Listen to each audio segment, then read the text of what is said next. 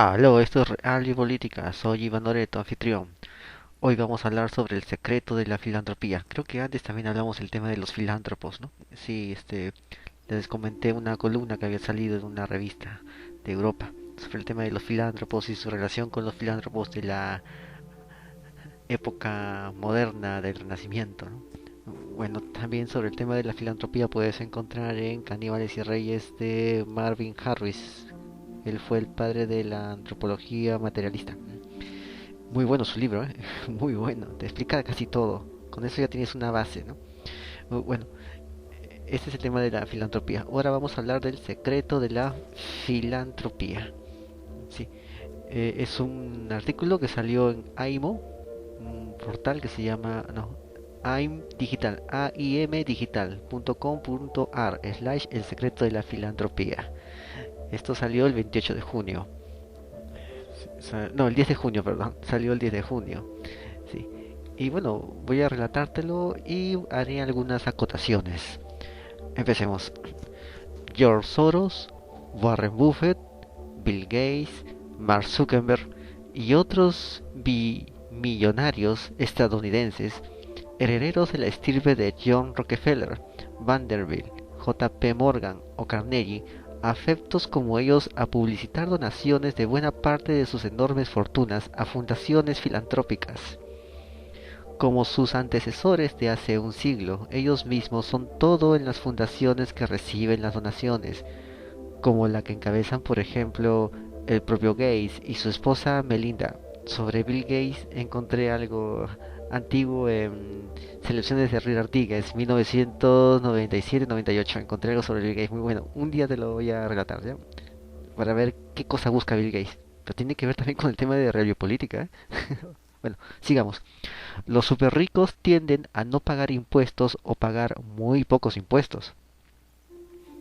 Las fundaciones tienen justamente el privilegio legal de descargar de los impuestos el dinero donado mientras los donantes retienen el manejo de los fondos, que van a empresas donde ellos mismos tienen intereses. De allí vuelve multiplicado y purificado con la imagen pública de una gran generosidad. Son negocios. Entonces, ¿qué vemos acá? Vemos que son negocios. No es que sea un filántropo, está haciendo negocios. George Soros está haciendo negocios. George Soros, yo estoy revisando su movimiento bursátil de Soros. En la época cuando empezó a imponerse más esto de la ideología de género, cuando empezó a entrar con fuerza, ¿recuerdas? En 2016, con eso de lo que pasó en Huaycán, ese psicosocial que hicieron, ¿no? Cuando la gente comenzó a ver qué pasaba, porque se disparó el tema de la ideología de género acá en Perú. Y salió un psicosocial y la gente se calmó, ¿no? O sea, más falso, más armado no puede estar. Entonces, él tenía su dinero en Monsanto, creo que ya lo sacó. Pero cuando empezó esta campaña puso dinero en Monsanto. Monsanto hace hormonas. Hormonas para hombres que quieren ser mujeres, esas cosas. Hormonas hace, hormonas sexuales.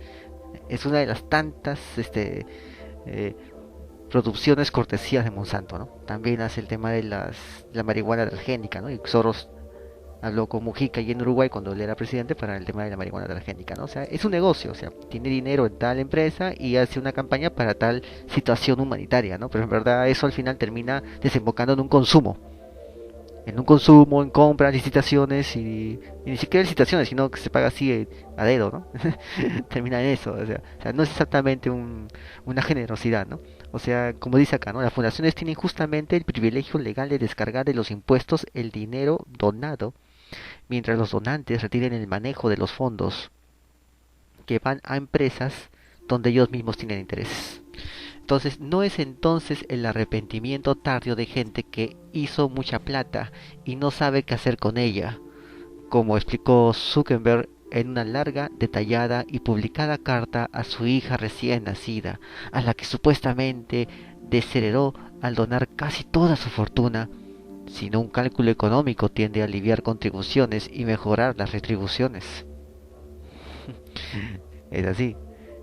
Se trata de una fachada que han adoptado los que tienen el timón de la economía mundial y con él la capacidad de dominar políticos y estados nacionales, los que sugieren guerras preventivas, los que escriben moralidad para colonizar, los que lanzan campañas de esterilización de los pobres en el tercer mundo, los que bombardean Bosnia, Irak, Siria, Afganistán, Libia, etcétera, y etcétera.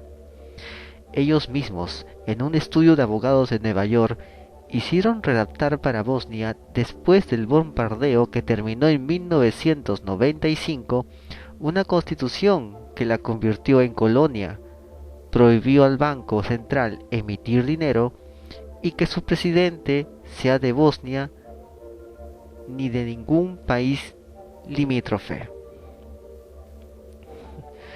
Charles Dickens muestra en una de sus novelas los argumentos racistas y patriarcales de un banquero filántropo. Ojo, a Charles Dickens le censuraron varios de sus libros, ¿eh? Bastantes, censuraron sus libros. En la época victoriana de oro, donde todo era paz y felicidad, ahí le censuraron sus libros porque él colocaba de dónde venía tanta paz y felicidad. Bueno, sigamos. Entonces, Charles Dickens muestra en una de sus novelas los argumentos racistas y patriarcales de un banquero filántropo que bajo la máscara de un usurero no quiere largar un centavo porque funcionan bien los asilos que contribuye a mantener. Los argumentos del banquero son creíbles para las clases medias, pero la pesadumbre que de pronto se abatió sobre ellas con la reclusión ante la peste y el cese de sus ingresos, que los enfrenta masivamente a la miseria, los ha hecho despertar hasta cierto punto, por lo menos preguntarse si no estarán dormidos. Habla del banquero filántropo, aquí Charles Dickens, así es lo modo rápido, ¿no? Este, que es, en verdad es un usurero, ¿no? O sea, es un tipo de lo peor, ¿no? Que sin querer trabajar, solamente dando plata, quiere que le devuelvan más de lo que valdría ese dinero. Y no quiere dar ni un centavo porque funcionan bien los asilos que contribuye a mantener, ¿no? O sea, no quiere, o sea, él contribuye a mantener los asilos. Bueno, en ese tiempo de la época dorada de que habla Charles Dickens, ¿no? Cuando habla de esto, había asilos y, ¿cómo se llama esto? Reclusorios, reclusas, sí. Los asilos eran para los ancianos, las reclusas para los niños. Las mujeres, como en ese tiempo no había aborto, nada de eso, lo que hacían era colocarlo por una puerta giratoria al bebito y movían la puerta giratoria y ya se desentendía del bebito. Y el Estado se encargaba. Y claro, el Estado cuando se encargaba hacía también un control de población dentro de esa reclusa donde había un montón de niños. O sea, y eso justamente era en parte el negocio, porque también ahí se vendían criados y toda esa cosa, ¿no? Así, también, ¿no? Los que sobrevivían, ¿no? No tenían tampoco un buen futuro. Entonces, eso es historia de dos ciudades, Oliver Twist trata de esos temas, ¿no? ¿Qué pasaba con algunos de esos niños que escapaban y se dedicaban a hacer piranitas ahí en la ciudad? De eso hablaba. Entonces, ese es el famoso asilo, también reclusorios, ¿no? Asilo para ancianos, reclusorios para niños, ¿no? Y ahí es donde el Estado decidía el control de población, ¿no? Eran industrias, era industrial. Así, había asilos, reclusorios por donde sea, reclusas, ¿no? Por donde sea, y ahí entraban bastantes ancianos, bastantes niños y paraban saliendo menos ancianos y menos niños también, ¿no? Todos así, en esos sitios grandes, amurallados, bajo puertas cerradas. Ese era el control de población que había antes, ¿no? Es la real biopolítica. Ahora el control de población se hace mediante biofármacos. Bueno, vamos a seguir. El ejemplo inglés. En los tiempos del dominio británico en la India, los millonarios ingleses vieron cristiano y conveniente practicar la beneficencia con los hambrientos. Qué lindos. Previamente, la Compañía Británica de las Islas Orientales había destruido las industrias textiles de la India para evitar la competencia con los talleres de Manchester y había cortado el dedo índice a las tejedoras indias para asegurar el resultado. Las mutilaban. O sea, el famoso imperio de la reina mutilaba a las hindúes para evitar que tejan, para evitar que trabajen. Tienen que dedicarse a otra cosa y no trabajar. Se les mutilaba y así ya se terminaba con la industria textil en la India. O sea, no querían ni siquiera un 1%. Y bueno, antes de proseguir te voy a dar una idea de magnitudes, ¿no? la forma de lo que significaba cortarle a las hindúes en términos macroeconómicos, lo que significaba cortarles el dedo.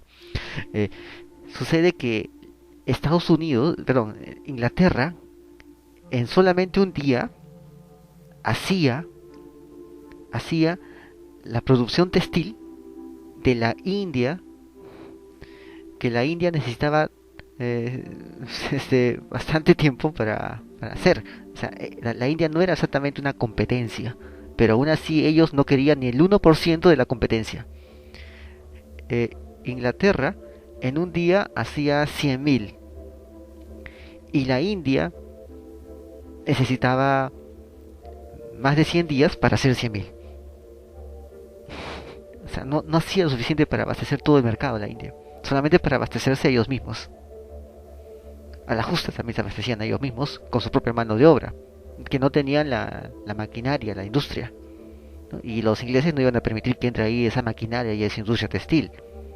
Pero aún así, cuando los hindúes en un día hacían, hacían digamos, hacían $1 en textiles, equivalente de textiles en precios, ¿no? Hacían una pieza, digamos, por cada pieza que hacían en un día los hindúes, los británicos en su isla de Gran Bretaña, pues no te hacían una pieza por cada pieza que hacían, por cada pieza ellos hacían en ese mismo día, digamos, 500 piezas.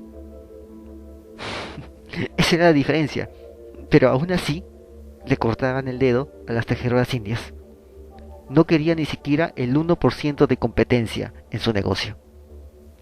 Esa es la parte que no dice mucho el texto porque por cuestión de espacio, ¿no? Pero bueno, es para darte una idea, ¿no? Bueno, prosigamos. Cuando se desató la hambruna en 1900, ya hemos hablado aquí en Review Política sobre la hambruna, creo. Sí, tengo ahí un reportaje sobre la hambruna de Churchill, que sí, se desató en 1900 porque los desplazados de la industria textil no pudieron pagar las semillas de arroz en su nuevo trabajo agrario. La respuesta británica fue que la reducción de la población era el resultado natural de la superpoblación. Otra prohibición, la de recoger sal del mar impuesta a los indios por los ingleses que querían el monopolio de la industria, provocó de la mano de Gandhi la guerra de la sal y fue el comienzo del fin inglés en la India. Claro, o sea, lo que ellos hacían fue también acabar con las cosechas. O sea, así como Monsanto, ¿no? Como lo que hablaban de Monsanto, ¿no? Que tienes que comprar semillas Monsanto, ¿no? Y esas semillas solamente te sirven para una temporada, porque después ya no sirven. Tienes que comprar otras semillas más, ¿no? Y si lo haces con tus propias semillas, bueno, ahí quizás tengas problemas. Es así. Entonces, esa fue la hambruna, ¿no? ¿Por qué? Porque como les cortaron el dedo y, y hicieron un montón de abusos, ¿no? Ellos ya no podían tejer, entonces se dedicaron a la agricultura. Y lo peor es que no tenían, como no podían tejer, no podían hacer capital para pagar las semillas de arroz. O sea, si tú quieres sembrar el arroz, tienes, en ese tiempo del Imperio Británico, tienes que tener semillas de arroz y esas semillas tienes que comprarlas. Y no puedes sacar así tus semillas no, tienes que comprarlas al amigo del virrey, ¿no? Tienes que comprarle semillas. Entonces, los británicos dijeron, ¿no? La reducción de la población es el resultado natural de la superpoblación. Es una forma de disimular, de tapar el hecho de que ellos estaban buscando reducir la población hindú. A pesar de que esa es la población hindú que han tenido ahora, es la misma en proporción a la que nosotros hemos tenido en su momento. Aquí en Perú, en China, en Europa, siempre ha sido la misma proporción en ambos sitios. Siempre. O sea, no es que sean muchos hindúes, sino que siempre ha habido esa proporción de hindúes allí, ¿no? Allí siempre ha habido en relación a otros sitios. Si en China habían 100, en la India había 10. En China hay 1000, la India hay 100. ¿No? Y así siempre ha habido la misma proporción. Nosotros somos 30 millones, los chinos son 1700. Antes los chinos eran 500 millones, nosotros éramos 5 millones. Esa siempre ha habido la misma proporción, no es que ha habido sobrepoblación, sino que esa era su mentira de ellos para tapar su reducción poblacional. Es así. Bueno, prosigamos. Bernard Shaw, un ácido crítico del Imperio Británico desde el punto de vista de los irlandeses, que lo sufrieron como pocos, les hizo saber que aquellos benefactores que solo pretendían satisfacer sus vanidades, escuchar su propia trompeta y ver su nombre en el altar de las élites y en compañía de la realeza. Chao no se dejó engañar por los filántropos de su tiempo, como tampoco Gandhi, que encontró cómo prescindir de la caridad inglesa y de los ingleses mismos también. El modelo de la filantropía. Una célebre fundación estadounidense lleva el nombre de Andrew Carnegie, que donó más de 7.000 millones de dólares de fines del siglo XIX con la idea de que los ricos, los elegidos de Dios según la ética puritana, deben ser el único agente de sus hermanos más pobres, brindando a sus servicios su sabiduría superior, su experiencia y su habilidad de administración, y hacer por ellos más de lo que harían por ellos mismos. Esta ideología se viene continuando hasta ahora en las teorías de Ayn Rand, que tiene como héroe moderno al empresario capitalista que toma cuerpo con el especulador financiero de Wall Street. Preguntado Carnegie por qué en lugar de tan generosas donaciones no aumentaba el sueldo de los trabajadores de sus empresas, contestó que él necesitaba mantenerse competitivo y los obreros no sabrían qué hacer con ese dinero, porque de acuerdo con la ideología de base de los sajones protestantes norteamericanos, la excelencia se sanciona con la fortuna. Tal es el premio que Dios concede a sus elegidos según la teología creada, entre otros, por Calvino en Europa. Lo que hizo Carnegie fue bajar el sueldo a los trabajadores de sus ferrocarriles para mantenerse competitivo él y alejados de la tentación ellos. Qué bueno, se preocupaba por sus almas, tanto que les bajaba el sueldo para que no tengan tentación de la codicia que da el dinero. Bueno, ese es todo un santo Carnegie, bueno, un santo calvinista. Bueno, Buffett, uno de los filántropos actuales más conocidos, explicó su inversión en la industria de los cigarrillos. Cuesta 1 centavo fabricarlos y los vendes por $1. Además es adictivo. Hay una lealtad fantástica. El tipo tenía visión para los negocios. Bueno, prosigamos. La otra opinión. Según Friedrich Engels, el amigo de Marx, esta clase de filantropía de los enriquecidos rinde servicios a los proletarios. Primero les trunca la vida y luego se presentan ante el mundo como grandes benefactores de la humanidad, cuando devuelven a las víctimas saqueadas una centésima parte de lo que les pertenece. Es todo un negocio, ¿no? Bueno, Gates es nieto de un poderoso banquero. Su historia no es la de un pobre que se hizo rico, JP Morgan, y el banco más grande del mundo, un John Rockefeller, fundador de la Standard Oil. Eh, Carnegie, Andrew Carnegie, fueron todos monopolistas como él. Es así, todos han sido monopolistas. Ese es el famoso, ¿no? Es el famoso truco, el truco, ¿no? Y es nieto pues de un poderoso banquero, el mismo Bill Gates. Es comprensible en momentos en que un modo de hacer fortuna quiebra y está a punto de ser reemplazado por otro, que se esmeren en mejorar su imagen pública, en hacer ver mediante grandes inversiones que su solo interés es favorecer a los pobres del mundo, los amados objetos de caridad. En Estados Unidos, la ley acepta fundaciones para la filantropía que se alimentan con recursos que se destinan a obras sociales, en lugar de declararlos al fisco. Es un negocio más entre tantos de los que caen en las manos de los ricos. Vamos a ver, filantropía y mejora racial. De esto encontré en una revista de selecciones algo que tiene que ver de gays con el tema racial, que él hizo unas inversiones en un proyecto que también se conoce en el tema de la ciencia. Es un proyecto muy importante. Y justamente eso me llamó la atención porque en Realiopolítica también hemos desarrollado parte de esa situación de las razas humanas que existían antes, aparte de nosotros, que existían otras razas, y cómo puede existir después otra raza única. ¿Cómo podemos llegar a ese punto? ¿No? ¿No? Creo que ese tema también lo he elaborado aquí en Realiopolítica, lo he esbozado, ¿no? Pero vamos a ver el tema de la filantropía y la mejora racial en Bill Gates, porque cada vez estamos atando mejor las piezas del rompecabezas. La fundación de Bill Gates, la fundación Rockefeller, Monsanto y Syngenta han emprendido un proyecto común que no es sino la continuación del que en los años 20 se llamaba eugenesia y fue el de los organismos genéticamente modificados. Hitler lo llamó la raza superior aria y Joseph Mengele continuó por años haciendo sus experimentos en Sudamérica como antes con más soltura. Los había hecho en los campos de concentración nazis. La eugenesia de Hitler fue financiada por la Fundación Rockefeller antes y después de la guerra. La Fundación Rockefeller, una de las benefactoras filantrópicas de la humanidad, junto con Buffett y Gates, creó la pseudociencia de la biología molecular, tratando de reducir la vida a secuencias de genes definidoras, con el propósito de cambiar a voluntad la genética y crear una raza superior. Eh, Aunque yo tengo una pequeña acotación en esto, yo creo que lo que están buscando es crear una raza inferior.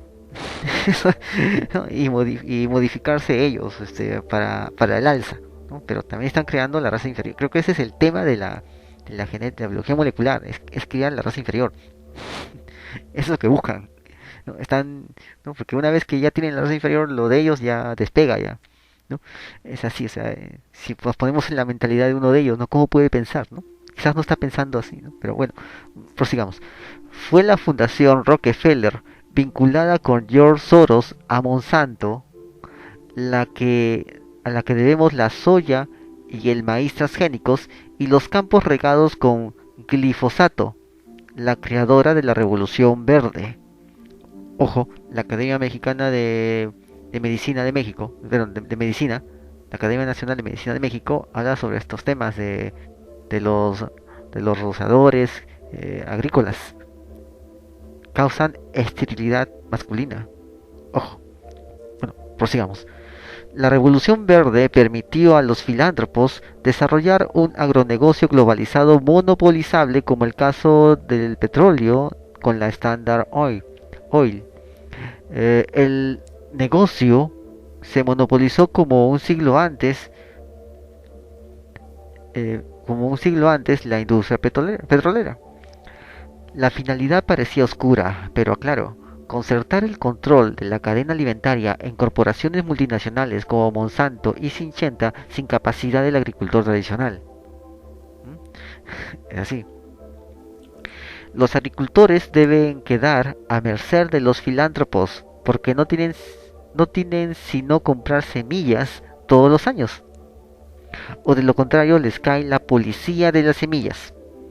O sufren más sencillamente la falta de fertilidad de las híbridas modificadas genéticamente.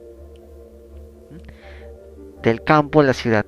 Como consecuencia del ingenio de los filántropos, el campo del tercer mundo y de manera penosa el entrerriano, o sea, Entre Ríos, que está en Argentina, que es un sitio, son pampas, es un sitio agrícola, de manera penosa el entrerriano de Entre Ríos, del estado argentino de Entre Ríos, se despobló porque los campesinos deben emigrar a las ciudades, a las villas miserias, donde el COVID-19 los espera con los brazos abiertos.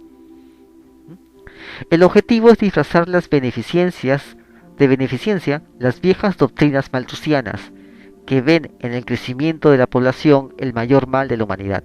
Hoy en día consideran al hombre el cáncer del planeta y se ofrecen para ayudarlo a desaparecer. Su beneficencia es apenas un disfraz. Procuran una finalidad racista y clasista que sin dificultad se puede encontrar con los fines que Hitler dejó truncos debido al resultado de la Segunda Guerra Mundial. Fracasó en su intento de esterilizar a la población de los países dominados a los que quería aplicar la limpieza étnica mediante agua acondicionada con flúor. Pero el plan se retoma con las semillas genéticamente modificadas, con planes de vacunación y de explotación de los recursos naturales para el uso de los países centrales en lugares donde sobre la población local. Bueno, eso es todo de la columna que salió en AIM, ¿no? En AIM de Argentina, Agencia de Informaciones Mercosur se llama, Agencia de Informaciones Mercosur de Argentina. Y bueno, es de Entre Ríos, Argentina, en la zona del Paraná, allí. Y espero que te haya gustado el artículo. Piénsalo, reflexiónalo y nos vemos hasta otra ocasión. Recuerda, esto es Real Biopolítica, la verdad está a la vista. Saludos.